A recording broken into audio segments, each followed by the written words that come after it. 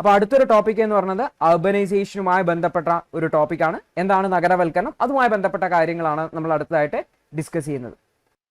Urbanisation എന്ന് പറയുന്നത് നമ്മൾ നോക്കിക്കഴിഞ്ഞാൽ ഇന്ത്യയിൽ നമ്മളുടെ അർബനൈസേഷൻ എന്ന് പറഞ്ഞു കഴിഞ്ഞാൽ ഇന്ത്യയിൽ പ്രധാനമായിട്ടും 3 ഫാക്ടേഴ്സിനെ ഡിപ്പെൻഡ് ചെയ്തിട്ടാണുള്ളത്. ഒന്ന് പ്രധാനമായിട്ടും ആദ്യം ഈ ഒരു കൊളോണിയലിസത്തിന്റെ ഒരു ഇൻഫ്ലുവൻസ് തന്നെയാണ്. അതായത് ബ്രിട്ടീഷുകാരുടെ കാലഘട്ടത്തിൽ തന്നെ ഈ ഒരു അർബനൈസേഷൻ എന്ന് പറയുന്ന സംഭവം നടന്നിട്ടുണ്ടായിരുന്നു.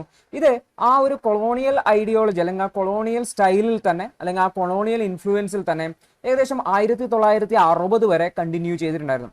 ഇനി സെക്കൻഡ് ആൻഡ് തേർഡ് ഫേസ് എന്ന് പറയുന്നത് ഇന്ത്യയിലെ ഗ്രീൻ റവല്യൂഷൻ, അതുപോലെ തന്നെ 1990-കൾക്ക് ശേഷമുള്ള നിയോ ലിബറലൈസേഷൻ, അതായത് LPG റീഫോംസ് അല്ലെങ്കിൽ LPG അതായത് പുത്തൻ സാമ്പത്തിക നയം, ന്യൂ എക്കണോമിക് പോളിസിയുടെ തുടർച്ചയായിട്ട് 1990-കൾക്ക് ശേഷമാണ് മൂന്നാം ഘട്ടം തുടങ്ങുന്നത്. സെക്കൻഡ് ഘട്ടം എന്ന് പറയുന്നത് 1970-കൾക്ക് ശേഷം ഗ്രീൻ റവല്യൂഷൻ അല്ലെങ്കിൽ ഹരിത വിപ്ലവത്തിന് ശേഷമാണ്. അപ്പോൾ സ്വാഭാവികമായിട്ടും ഇത്തരത്തിലുള്ള ഡെവലപ്മെന്റിന്റെ ഭാഗമായിട്ട് അർബൻ സ്പേസുകൾ എന്ന് പറഞ്ഞാൽ അല്ലെങ്കിൽ നഗരപ്രദേശങ്ങൾ എന്ന് പറഞ്ഞാൽ കോൺക്രീറ്റ് എൻക്ലേവുകൾ അല്ലെങ്കിൽ കോൺക്രീറ്റ് ചുവരുകളിൽ നിറഞ്ഞിട്ടുള്ള സ്ഥലങ്ങളായിട്ട് മാറി.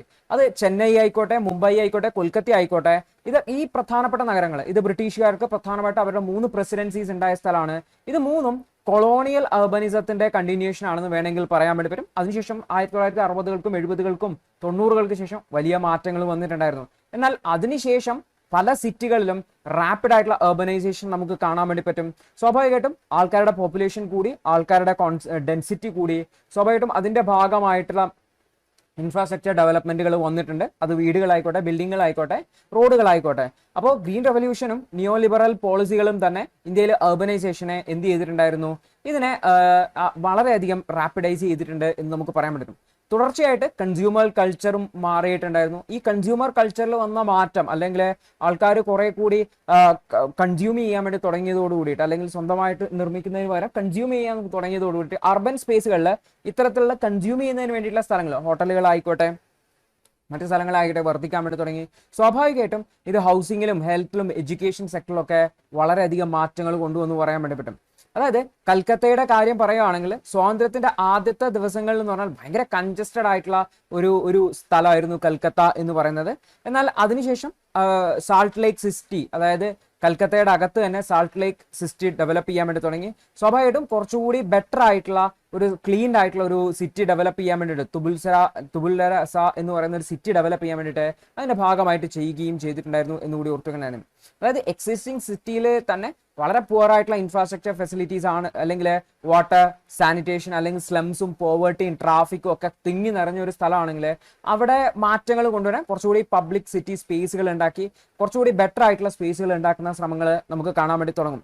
അപ്പോൾ പ്രത്യേകിച്ചും അതിന്റെ തുടർച്ചയായിട്ട് ഇപ്പോൾ കൊൽക്കത്തയുടെ കേസിൽ തന്നെ നോക്കുവാണെങ്കിൽ ഈസ്റ്റോ മെട്രോപൊളിറ്റൻ ബൈപ്പാസ് പണിത്, EM ബൈപ്പാസ് 1980 പണിതിട്ട് ഒരു കൊൽക്കത്തയുടെ നോർത്ത് ഈസ്റ്റ് പാർട്ടിലും സൗത്ത് ആൻഡ് പാർട്ടിനെയും തമ്മിൽ കണക്ട് ചെയ്യുന്ന ഇത്തരത്തിലുള്ള ഒരു മെട്രോ പണിതിട്ട് പുതിയൊരു മേഖലയിലേക്ക് ഡെവലപ്മെന്റൽ ആക്ടിവിറ്റീസ് കൊണ്ടുവന്നു. 2 സിറ്റികൾ തമ്മിലുള്ള കണക്ടിവിറ്റി ഉറപ്പുവരുത്തിക്കൊണ്ട് അവിടെ പുതിയ സിറ്റികൾ ഡെവലപ്പ് ചെയ്യാൻ വേണ്ടി തുടങ്ങി. അതുപോലെ തന്നെ ഫ്ലൈ ഓവേഴ്സും ബൈപ്പാസുകളും ഒക്കെ കൊണ്ടുവന്നതോടുകൂടി തന്നെ സിറ്റിയിലെ കൺജഷനെ ഒരു പരിധി വരെ കുറക്കുന്നതിന് വേണ്ടിയിട്ടും ട്രാഫിക് നിയന്ത്രിക്കുന്നതിന് വേണ്ടിയിട്ടും പറ്റിയിട്ടുണ്ടെന്ന് നോക്കുക. അപ്പോൾ ഇത്തരത്തിലുള്ള ഇൻഫ്രാസ്ട്രക്ചർ ഡെവലപ്മെന്റുകളും റോഡ് ഡെവലപ്മെന്റുകളും ഒക്കെ തന്നെ വളരെ വേഗത്തിൽ ആൾക്കാർക്കും സാധനങ്ങൾക്കും ഒക്കെ പോകാൻ വേണ്ടി പറ്റിയിട്ടുണ്ടായിരുന്നു. അപ്പോൾ സ്വാഭാവികമായിട്ടും ഇത് മറ്റ് പ്രശ്നങ്ങൾ ഉണ്ടാക്കാൻ വേണ്ടി തുടങ്ങി എന്നുകൂടി ഓർത്തു വെക്കേണ്ടതായിട്ട്.